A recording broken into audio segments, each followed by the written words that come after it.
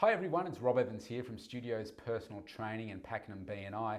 I have an amazing guest with me today, Ian Ash, business coach from OrgMent Business Solutions. Welcome, Ian.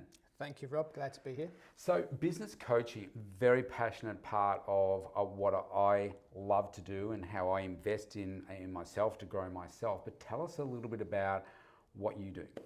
So I would make a distinction between business coaching and business advisory. So in business coaching, it's very much the principle is that the secret is and the gold is within the person you're talking to. And it's a question of being able to elicit that through a good sequence of questions. Nice. What I spend probably most of my time doing is business advisory. So that's providing information, tools, techniques, advice, guidance on how to make their business more successful. And I do that through identifying first and foremost the primary issues that they have, and then working on simple solutions to get the best result with the least amount of effort. Yeah, nice. I think that the work that you do is so fundamental for, you and I both work with a bunch of small businesses, small business owners and so forth. Maybe so people can relate to this, what would you say are maybe the top one or two things that you find when you step into a business for the first time that, this, like it's flashing like this at you, and they're like, I'm not quite sure why we're not getting the best out of ourselves. But Right. what would be maybe the top couple of things? The first thing I find almost universally is a lack of time, or at least an apparent lack of time. And it's one of the reasons, a key reason I do what I do, because I'm passionate about seeing businesses and business owners succeed.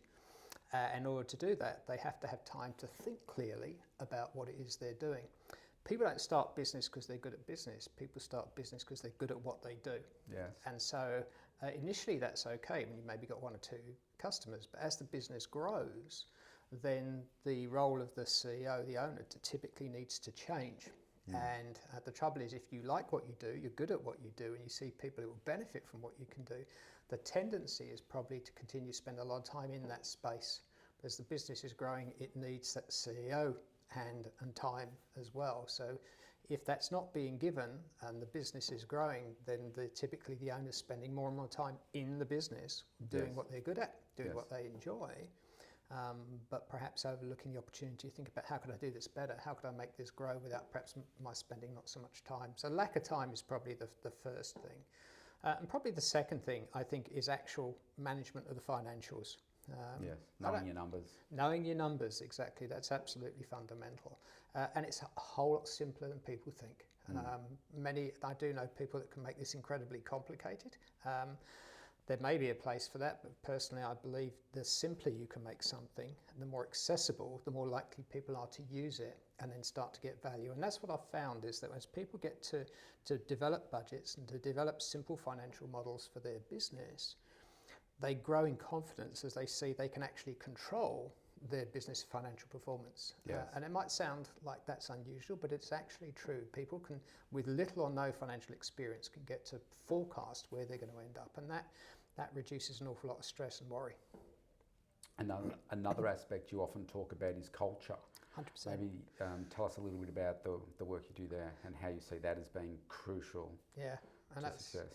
That's a great question, because it is. And I have to say it's a realization I came to after I'd started the business. So when I started it, I thought I'd be more focused on systems and tools and processes and project management, those kinds of things. But when you first start with a business, I typically ask questions like, why would I buy from you as opposed to the competition? Where do you want to take the business? What kind of business do you want to be? And I often found there weren't really satisfactory answers to those questions, and a lot of the answers actually stem from understanding the kind of culture you want to have. Simon Sinek says people don't buy what you do, they buy why you do it. And that stems from really a clear understanding of the reason why the business was set up in the first place. No business is completely unique. Whatever they're doing, somebody else could do it. Yes. But what's distinct and unique is the way they go about doing it, how they treat their staff, how they treat their customers, the kind of tools they apply, and their focus. So that stems from a real clear understanding about the kind of culture you want. And that is so important, because not only does it help you identify how you're different and what's special about yourself, it's fundamental to being able to market yourself effectively. It's fundamental for being able to attract the right kind of people, because you want people who share your values, Yes. who will actually fit into the culture as opposed to fight against it. Yes. So that's why it's so fundamental, because it allows you to work with the right kind of businesses, attract the right kind of people, and market yourself effectively. Yes, I love that. Those top three things there are like really, really powerful. Tell me, from your perspective, a lot of people see the work that you do as, oh, it's a nice to have, it's too expensive, whatever. Right. But I would say, well, it's essential if you want to be successful, and you've got to be ongoing with it. Not like, okay, let's just do it once. It's got to be ongoing. Yep. So what would you say are some things for people to think about if they're on the cusp of, oh yeah, I've always thought about having a coach, an advisor, etc. What are some of the things that you would say to them to help get them over the line? Right, and that's true, because people don't know what they don't know. You know, can this guy really help me or not? What would that look like?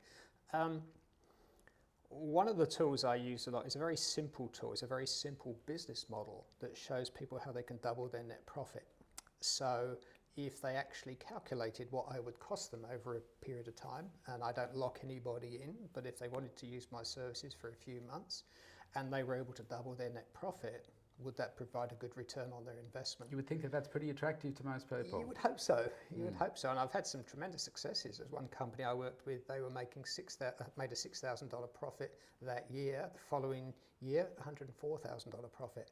I sure as hell didn't cost them 98 grand. So it's a return on investment. But it isn't just about the money.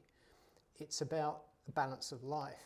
Yes. So, you know, we work because we want to be self-fulfilled. We want to provide for our families. We want to be able to go overseas and have holidays and enjoy the good things in life. You've got to be able to have time to be able to do that. So a good part of what I do is giving back the business leader, the business owner, time to do that. And I think that's actually probably more valuable than the money, because if you've got young kids and you're growing up and you want to have a successful business, you can't say to the kids, stay at ages 2 and 4, I'll get back to you in 3 years. Yes. When the business is successful, somehow you've got to be able to be present, to be there for the family and help make the business succeed as well. So getting that time back and making your business work at the same time is absolutely critical. Another element I see in like just my own success and how that's growing is knowing each day with confidence that you're doing the right things to create success. Right. Because like being the business person, the entrepreneur, it can be a lonely, isolating path. And you think, oh man, this isn't working, or this used to work and it's not now, or what's the next thing? And you can easily go off chasing that next shiny object. Correct. And so I think it's really powerful when you've got that right person that's, walked the walk before, they've had a lot of success in achieving the results that you want to achieve before, and they can hold you to account to say, no, you've got to keep doing these things. And for me, big things about work ethic, building relationships, those sorts of things, just consistently, and then the success comes. And having that right person that holds you to account and gives you the right advice, I think is really, really powerful. You were saying just before we started recording here, a good way to get people over the line and introducing them to you, you offer a free first meeting. So tell us a little bit about that. Yeah, so you're very right in what you said earlier, that people won't necessarily know whether somebody doing what I do can help them or not. And like most effective business relationships, they start built on good rapport, trust. And that just doesn't happen instantaneously usually, unless of course you've been referred by somebody you already know, like and trust as well. So that first meeting I have is for people to understand more about what I do, for me to understand the other person as well, and for them to see if they think they'd be able to work with me effectively. I never lock anybody in, but that first meeting is used for them to get an understanding of the kind of services and capabilities that I can bring, and for them to think about, well, is that going to help my business, and also for me to help demonstrate the kind of ways in which they could be helped, which they may or may not be aware of. So that first session is always complimentary. It's sometimes go half an hour, sometimes we go over 2 or 3 hours, but it's really about helping them understand what's possible and to see if there's going to be, from their perspective, a potential benefit. And of course then there's opportunity for them to ask questions. How does it work? What kind of things do I need to do? And I think it's really important when you're working with business leaders, recognise that their time is incredibly valuable as well. So I don't insist that people see me once or twice a week. It could be weekly, fortnightly, monthly, whatever the business needs, exactly. Yeah, nice. And then it's important, I think, to get the maximum benefit out of that time. Yeah, awesome. I've got a couple of clients that work with you and have nothing but good things to say about Thank you, Rob. So you're obviously doing some really good work there, so well done. Thank you. And for people to be able to get in touch with you so that they can take up the free consult and start working with you, what's the best way to do that? Probably the easiest way I'd recommend is to go to the website. It's www.ombs, Oscar Mike Bravo Sierra, .com.au. So the contact details are there, and you get an opportunity then to see what the business actually does as well. There's testimonials, blogs, and information about our ranges of services, or call me direct on 0418 366 418. Nice work. Well, now that number's out there, the phone will be ringing off the hook. We're going to put all the contact details below this recording here, and it has been fantastic getting to learn a little bit more about your business today. Likewise. Thank you very much. Thank you very much indeed.